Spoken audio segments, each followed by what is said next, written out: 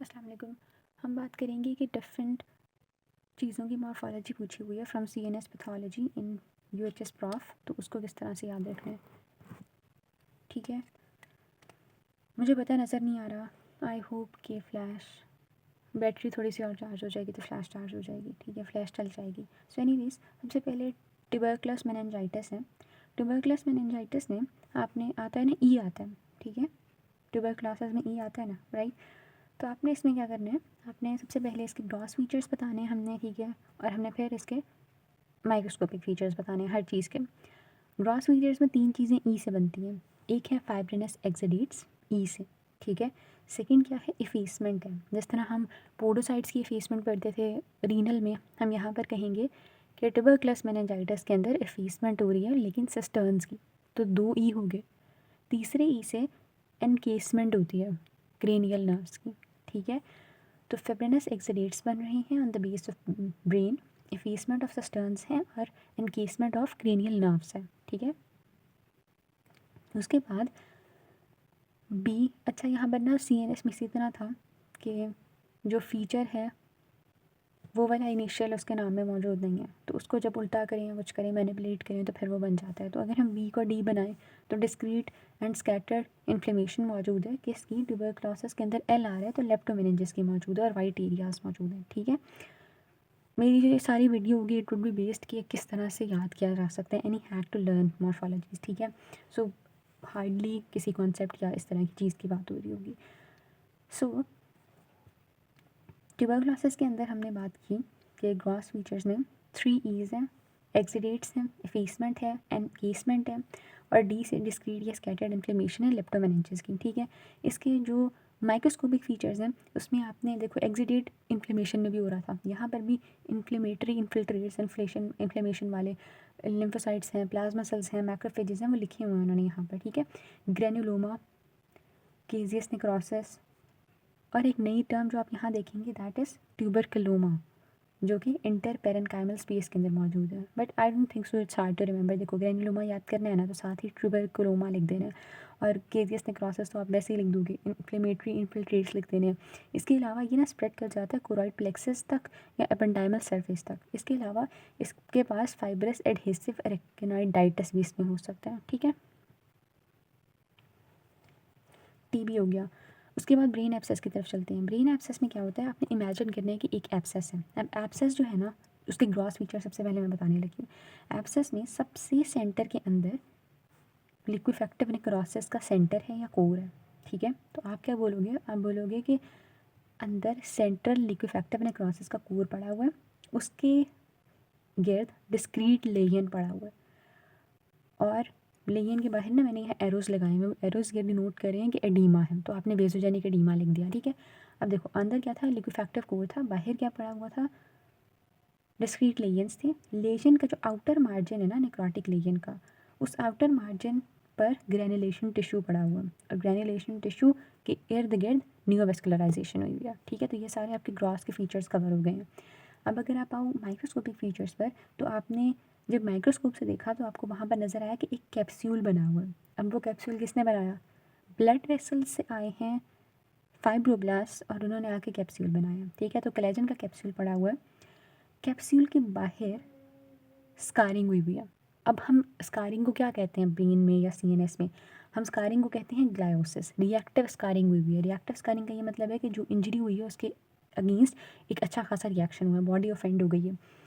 अच्छा, तो reactive gliosis हुआ है, तो जो कैप्सूल है उसके गिर्द जोन ऑफ नेक्रोसिस है, जिसे या जोन ऑफ स्कारिंग आप कह लो, जोन ऑफ स्कारिंग है। नेक्रोसिस के बाद स्कारिंग हो गई है सारी, वो मतलब हो गया ना, इन्फ्लेमेटरी प्रोसेस हो गया, अब स्कारिंग हो गई है।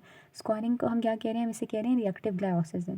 रिएक्टिव ग्लायोसिस के साथ ही साथ यहाँ पर मौजूद हैं न्यूमरस जेमेस्टोसिटिक एस्ट्रोसाइट्स।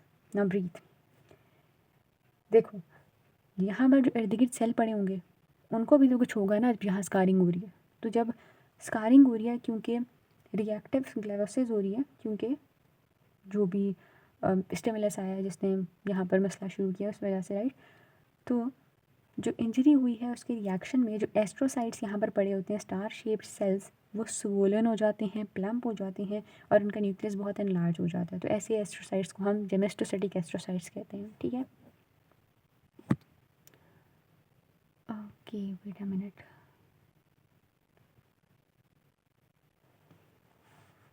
एल्जाइमर्स में ना, अब आपने क्या याद रखना है, तो आपका ट्यूबरक्लोसिस हो गया, हमने उसमें ये देखा कि 3 ईज़ हैं, एक डी है, और माइक्रोस्कोपी में आपने क्रॉनिक इन्फ्लेमेशन वाले साइंस बताने हैं। ब्रेन एब्सेस में हमने क्या देखा कि आपने डायग्राम याद रखनी है कि आपके पास ग्रॉस में एक आपको इस तरह से में सेंट्रल लिक्विफेक्टिव ग्रॉसेस के बाहर लेयन के बाहर ग्रैनुलेशन टिश्यू के इर्द गिर्द न्यूवेस्कुलराइजेशन है।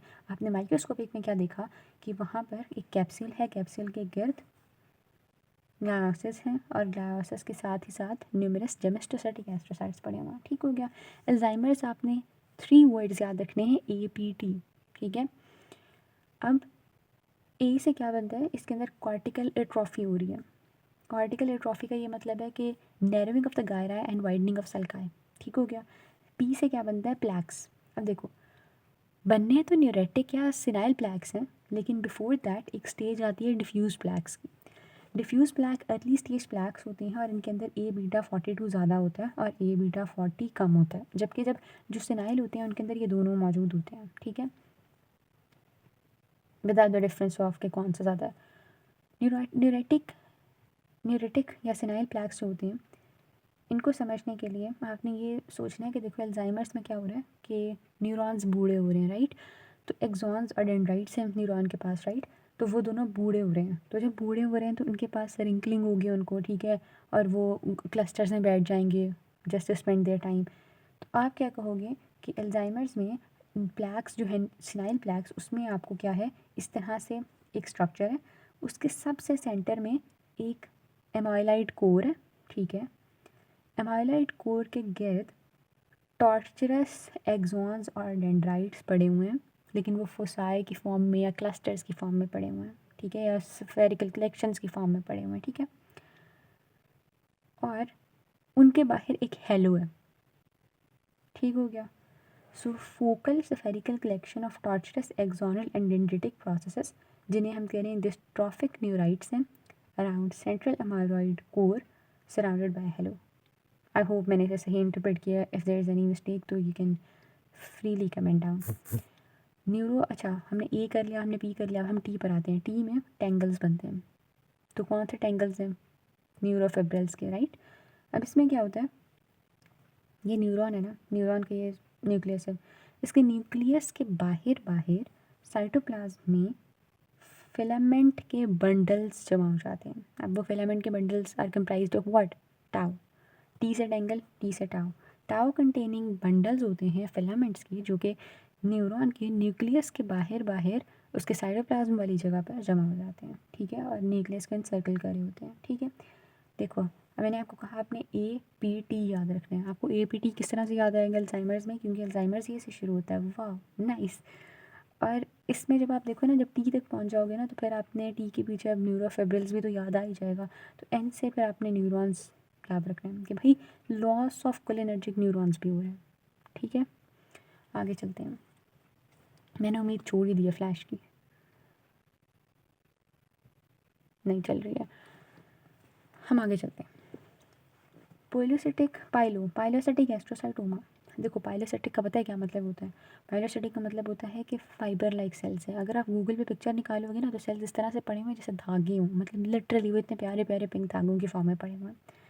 अब इसमें ना ग्रॉसली अगर आप देखो फाइलोसिटिक है, सॉरी पाइलोसिटिक है ना, सिटिक से आपने याद रखना है कि मैंने ग्रॉस में ना सबसे पहले लिखना है कि भाई ये सिस्टिक होते हैं, सॉलिड होते हैं, और सी से सर्कमस्क्राइब्ड होते हैं। तो सिस्टिक, सॉलिड, सर्कमस्क्राइब्ड, इन्फिल्ट्रेशन एक कम ही करते हैं। ठीक है, छेड़ा छाड़ी नहीं करेंगे, क्यूट से हैं, धागे से हैं। अब आते हैं इनकी माइक्रोस्कोपी पर। बाहर से तो ये प्यारे से क्यूट से धागे लग रहे थे, लेकिन जब माइक्रोस्कोपी पर करीब से जाके देखा तो क्या देखा आपने कि ये तो बाइपोलर सेल्स हैं इनके पास, और इनके long thin hair like processes हैं। ठीक है, जो इसके बाल हैं वो लॉन्ग है और थिन है, और है ये बाइपोलर। ठीक है, और इसकी जो है क्या कहें इसको, आदतें वो बाइफेजिक हैं। उसमें इसके पास माइक्रोसिस्टिक एरिया भी होता है और फिब्रिल्स वाला एरिया भी होता है। अब ये जो मैंने बताया ना लंबे वाले बाल हैं, ये किस एरिया में होंगे? ऑब्वियसली फिब्रिल्स वाले एरिया में, राइट। और जो माइक्रोसिस्टिक एरिया होता है वो लूज सा एरिया होता है, ठीक है। तो हमने क्या बात की, हमने कहा कि देखा जब हमने इसको दूर से, तो तब तो ये बहुत क्यूट सा धागों की फॉर्म में और सिस्टिक सॉलिड वेल सर्कमस्क्राइब था, इन्फिल्ट्रेशन नहीं करा, मासूम सा है। लेकिन जब हमने करीब से देखा तो बाईफेजिक है, माइक्रोसिस्टिक लूज एरियाज हैं और इसके पास फिब्रिलरी एरिया है जिसमें बाइपोलर सेल्स हैं और long thin hair like processes हैं। अब देखो फाइबर्स, एक तो इसके पास ये हो गए ना फिब्रिलरी एरिया के अंदर कुछ फाइबर्स हैं, और भी इसके पास फाइबर्स होते हैं। देखो इसका नाम ही हमने सिर्फ धागों वाला इसलिए तो नहीं रखा है कि एक इसके पास फाइबर्स हैं, इसके पास सेल्स में रोजेंथल फाइबर्स होते हैं, ठीक है।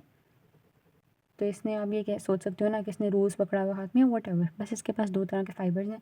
इसके पास एक फाइबर्स है लॉन्ग थिन हेयर वाले जो कि फेब्रिल वाले एरिया में मौजूद हैं, बाईफेजिक जब हमने बोला तब। और दूसरा क्या है कि रोजेंथल फाइबर्स पड़े हुए हैं, ठीक है। और एक और चीज़ है corkscrew shaped eosinophilic granular bodies हैं, ठीक है। सो ये चीज़ याद रखनी पड़ेगी, आप सी से याद रख लो ना कि देखो सिस्टिक है, पाइलोसिटिक है, कॉक्स स्क्रू शेप्ड है, एओजोनोफिलिक मतलब इंक्लूजन बॉडीज़ आप कह लो कॉक्स स्क्रू शेप्ड पड़ी हुई हैं, ठीक है। और ये जी फैप पॉजिटिव होता है, that's it. Fibers, corkscrew, और तो आप ये कह सकते हो ना उसका स्क्रूड हिला है, बाईफेजिक है स्क्रूड हिला हुआ है तो कॉक्स स्क्रू यहाँ से आपको याद आ जाएगा। और बाकी फाइबर्स दो तरह के हैं, लॉन्ग थिन हेयर वाले और रोजेंटल फाइबर्स, ठीक हो गया। फिर से ट्राई करूँगी मैं। वाह, माशाल्लाह। अच्छा, अब हम आगे चलते हैं। आई होप फ़र्क पड़ रहा है, दिख रहा है। अच्छा, अब हम आगे चलते हैं। ग्लायोब्लास्टोमा मल्टीफॉर्म्स, ग्लायोब्लास्टोमा मल्टीफॉर्म्स को याद रखने के लिए आपने ये याद रखना है कि ग्लायोब्लास्टोमा एक गोल सा स्नेक है जो कि एक घर के लॉन से गुजर रहा है और लॉन की जो फेंस है वो पैलिसेड्स वाली है, ठीक है। अब आपने एम याद आ गया ना इसके नाम में, तो आपने याद रखना है कि भाई ये मल्टी है, फॉर्म है, तो इसके अंदर मल्टीपल मतलब या फिर माइटोसिस ज़्यादा हो रही है, मल्टीपल सेल्स हैं, ठीक है। जी फैप पॉजिटिव ऊपर वाला भी था, ये वाला जी फैप पॉजिटिव है। ग्लायोब्लास्टोमा मल्टीफॉर्म्स जब जी से शुरू हो रहा है तो इसका कलर क्या होगा, ग्रे होगा, ठीक है। और ब्लास्टोमा का क्या मतलब होता है कि ये लार्ज होगा, ठीक है। तो जी ने हमें बताया कि आई एम ग्रे, एल ने हमें मतलब ब्लास्टोमा ने हमें बताया कि आई एम लार्ज। और बाकी ना देखो इसके पास नेक्रोसिस हो सकता है, इसके पास हेमरेज हो सकता है। नेक्रोसिस अगर होगा तो वाइट येलो अपीयरेंस है, हेमरेज हो सकता है, सिस्टिक डीजेनरेशन हो सकती है और हाइपर वेस्कुलैरिटी मौजूद होती है। और नेक्रोसिस का जो पैटर्न होता है वो ये सांप वाला सर्पेंटाइन पैटर्न ऑफ नेक्रोसिस होता है, ठीक है। So, we talked about grey, we talked about large, we talked about it can show necrosis and hemorrhage, and we talked about इसकी hypervascularity होती है, and we talked about the serpentine pattern of the necrosis. Besides that, अब हम आते हैं microscopy पर। Microscopy में इसका जो हॉलमार्क होता है यही होता है कि इसके अंदर पेलिसेडिंग पैटर्न होता है, which could be described as कि हाइपर वेस्कुलर होता है अलॉन्ग द नेक्रोटिक एजेस। जहाँ पर नेक्रोटिक एजेस होते हैं उधर हाइपर वेस्कुलरिटी मौजूद होती है, जो कि हमने यहाँ पर भी लिख देनी है। और बाकी देखो ना माइक्रो वेस्कुलरिटी की बात यहाँ पर भी हो रही है, यहाँ पर भी हो रही है। पहली सेटिंग को हमने डिफाइन इस तरह से किया कि हाइपर वेस्कुलर है अलॉन्ग द नेक्रोटिक एजेस। तो ये इसकी ना माइक्रो वेस्कुलर प्रोलिफरेशन होती है, यानी ये टफ सेल जो है वो बल्ज करता है वेसल के अंदर, ठीक है। और बाकी माइटोसिस ज़्यादा हो रही है, जी फैप पॉजिटिव है, ठीक है। जल्दी जल्दी आगे चलते हैं। मेडुलोब्लास्टोमा डबल एल आ गया तो वेल सर्कमस्क्राइब्ड है और लेप्टोमेनिंजिस को इन्वॉल्व कर रहा है। ऊपर टीबी जो था वो भी लेप्टोमेनिंजिस को इन्वॉल्व कर रहा था। और इसके अंदर ये ग्रे फ्राइबल होता है, ठीक है। अच्छा, okay. After that it's Ki-67 positive. और आपने अब क्या करना है, अब आपने इसके डी को पी बना देना है और एम को डब्ल्यू बना देना है। एम को जब आपने डब्ल्यू बनाया तो आपने देखा कि यहाँ पर जो राइट रॉजेट्स हैं, होमर राइट रॉजेट्स, ठीक है। और जब आपने डी को पी बनाया तो आपने देखा कि इसके अंदर पेल आइलैंड्स हैं। रॉजेट्स होते हैं क्लासिक फॉर्म में, पेल आइलैंड्स होते हैं nodular. What was this, pale islands होते हैं नॉडुलर फॉर्म में। अच्छा, ये दो चीज़ें मैं आपको बता दी। उसके अलावा क्या होता है, इसके अंदर डेंस सेलुलर शीट्स होती हैं, सॉरी डेंस सेलुलर इसके अंदर अपीयरेंस होती है और एनाप्लास्टिक सेल्स की शीट होती है, ठीक है। तो सेलुलर है, शीट है, तो बेसिकली डबल एल आ रहा है ना, तो सेल में भी डबल एल आ रहा है, इस तरह से मैंने याद रखा था। इसके अलावा इसका जो साइटोप्लाज्म होता है ना वो स्कैंट होता है। जब माइटोसिस, इसका भी एम से नाम शुरू हो रहा है ना, तो इसमें भी बहुत ज़्यादा माइटोसिस हो रही है। जब इसके अंदर माइटोसिस ज़्यादा हो रही है तो इसका साइटोप्लाज्म जो है उसको इतना प्रोलिफरेट करने का टाइम नहीं मिलता, तो वो स्कैंट आ जाता है, ठीक है। तो स्कैंट साइटोप्लाज्म है आपके पास, तो स्कैंट साइटोप्लाज्म जो होता है ना वो मौजूद होता है। हाइपरक्रोमेटिक न्यूक्लिया होता है, क्रीसेंट शेप्ड होता है, माइटोसिस ज़्यादा है, रोजेट्स हैं, आइलैंड्स हैं। इसका जो पैटर्न होता है ना मेटास्टेसिस का, वो 2 तरह का होता है। मुझे लगता है नज़र फिर कुछ नहीं आ रहा क्योंकि मेरी फ्लैश गलत जगह फोकस कर रही है।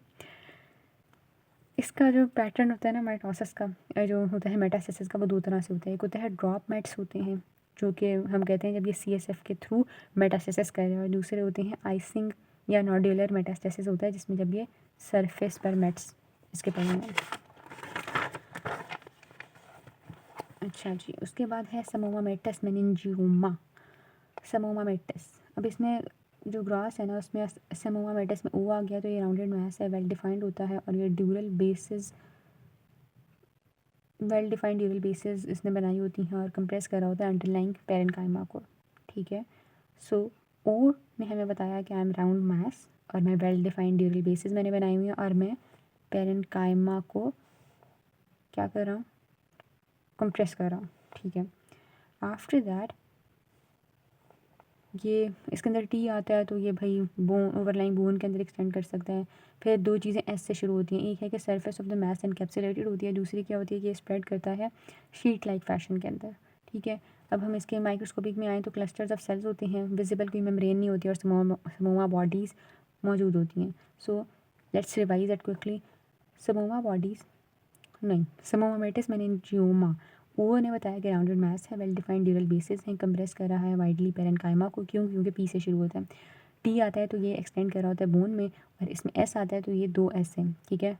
ये क्या है, surface of the mass encapsulated है और स्प्रेड करता है शीट लाइक फैशन में अलॉन्ग द ड्यूरा की सरफेस, और बाकी इसमें क्लस्टर्स ऑफ सेल्स होते हैं, कोई विजिबल मेम्ब्रेन नहीं होती, और समोमा बॉडीज़ आर प्रेजेंट। इन्फिल्ट्रेटिंग एस्ट्रोसाइटोमा को देखें तो ये G-FAP पॉजिटिव होता है, इसके अंदर फ्यू सेंटीमीटर्स का भी हो सकता है, या फिर ये इतना लार्ज हो सकता है कि आधे नॉट आधे एंटायर हेमिस्फेयर को रिप्लेस कर दे, ठीक है। इसकी जो कट सरफेस होती है वो फर्म होती है। इसमें ना आपने 2 लफ्ज़ याद रखने, एफ़ और साथ एक और था, मुझे लगता है FC है या FP है, FC आई गेस। फर्म या जेलेटिनस इसकी कट सरफेस होती है, F हो गया। बाकी ये सिस्टिक डीजेनरेशन इसके अंदर मौजूद होती हैं, और ये वेल डिमार्केटेड होता है, ठीक है। ये देखो F है, P है और C है, 3 लफ्ज़ याद रखने हैं। F में क्या होता है, ये फर्म होता है, और अगर माइक्रोस्कोपी में देखें तो इसके पास एस्ट्रोसाइटिक प्रोसेस होते हैं जो कि फेब्रिल वाला बैकग्राउंड क्रिएट कर रहे होते हैं। तो फर्म है, फेब्रिल वाला बैकग्राउंड है, एफ पूरा हो गया। पी से प्लियोमॉर्फिज्म है, और एस्ट्रोसाइटिक प्रोसेसेस भी मौजूद हैं। सी से सिस्टिक है और सेलुलर डेंसिटी ज़्यादा होती है, दैट्स इट। G-FAP पॉजिटिव है। ओलिगोडेंड्रोमा अगर देखें, डेंड्रोग्लायोमा, ओलिगोडेंड्रोग्लायोमा अगर देखें तो ये ग्रे होता है, जेलेटिनस होता है, और इसमें सेट्स वगैरह मौजूद होती हैं, फोकल हेमरेज मौजूद होता है, और कैल्सिफिकेशन मौजूद होती है, ठीक है। तो हमने देखा जी से कि ग्रे है, जेलेटिनस है, पीछे भी एक ग्रे था, राइट।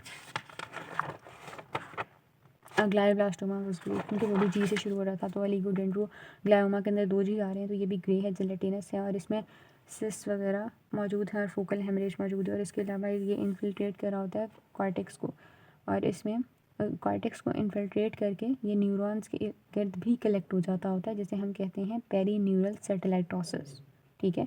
तो इसमें डी को उल्टा करके पी करो, पेरी न्यूरॉनल सेटेलाइटोसिस। ओके, मैं चाह रही हूँ जल्दी जल्दी ख़त्म हो जाए, लेकिन ये हो नहीं रहा ख़त्म। Peri neuronal satellitosis, it's okay. अब हम यहाँ पर आए तो यहाँ पर 4 सीज हैं इसकी माइक्रोस्कोपी में। पहला क्या है कि ग्रैनुलर क्रोमेटिन मौजूद है, और शीट्स ऑफ रेगुलर सेल्स होती हैं which are surrounded by clear halo, okay. इसके अलावा डेलिकेट नेटवर्क होता है कैपिलरीज़ का, जो कि रिजेंबल कर रहा होता है, एनास्टोमोजिंग कैपिलरीज़ होती हैं जो कि रिजेंबल कर रहा होता है चिकन फेंस वायर नहीं, chicken wire appearance I guess. Calcification positive होती है, माइटोटिक एक्टिविटी कम होती है क्योंकि इसके अंदर शेम नहीं आ रहे, ठीक है। प्रोलिफरेशन भी नहीं होती है, ठीक है। बाकी मेनिंजियोमा के जो डिफरेंट है ना ये वेरिएंट्स, इनकी आपने खुद डिटेल देख लेनी है। अल्लाह हाफ़िज़।